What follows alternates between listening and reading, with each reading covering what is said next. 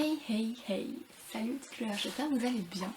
Pour ma part, ça va. Aujourd'hui, je vous retrouve pour vous parler de Take Me Away de Lauren Joy chez les éditions HarperCollins. Voilà. Alors, pour vous expliquer à peu près le contexte de l'histoire, au tout début, on va voir qu'il y a une famille qui va accueillir une petite enfant, un bébé, simplement. Et on va voir ce qui se passe, c'est qu'il y aura des complications. Suite à ça, on arrive au début du livre, donc vers le premier chapitre. Et on va se rendre compte qu'en fait, Zacharie et sa famille vont accueillir une fille, Angélia.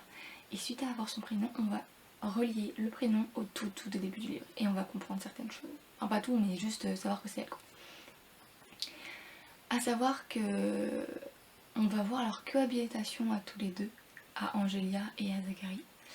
Et que c'est pas du tout repos. C'est pas waouh. Leur cohabitation, c'est pas non plus les vacances.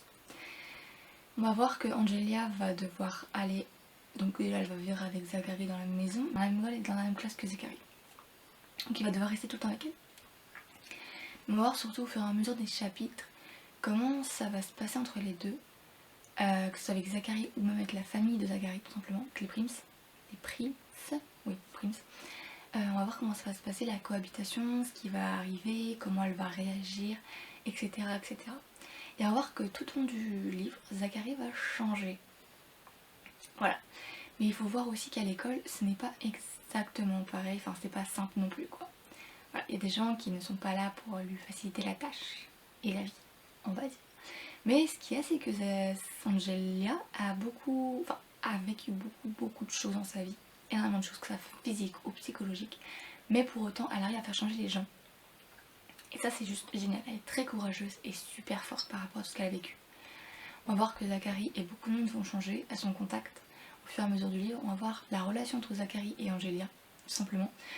On va également voir les familles respectives, donc de Zacharie, également de sa mère, on va voir sa famille, et on va voir la famille de Angélia.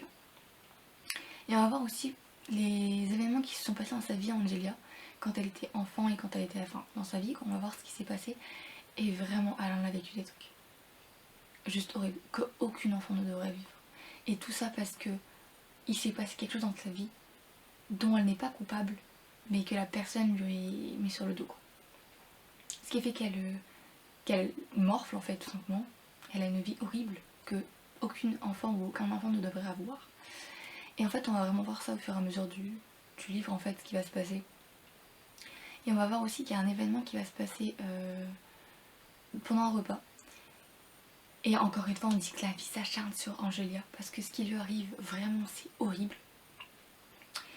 Et ben on va dire que Zacharie s'est donné à cœur joie de faire ce qu'il va faire. Voilà.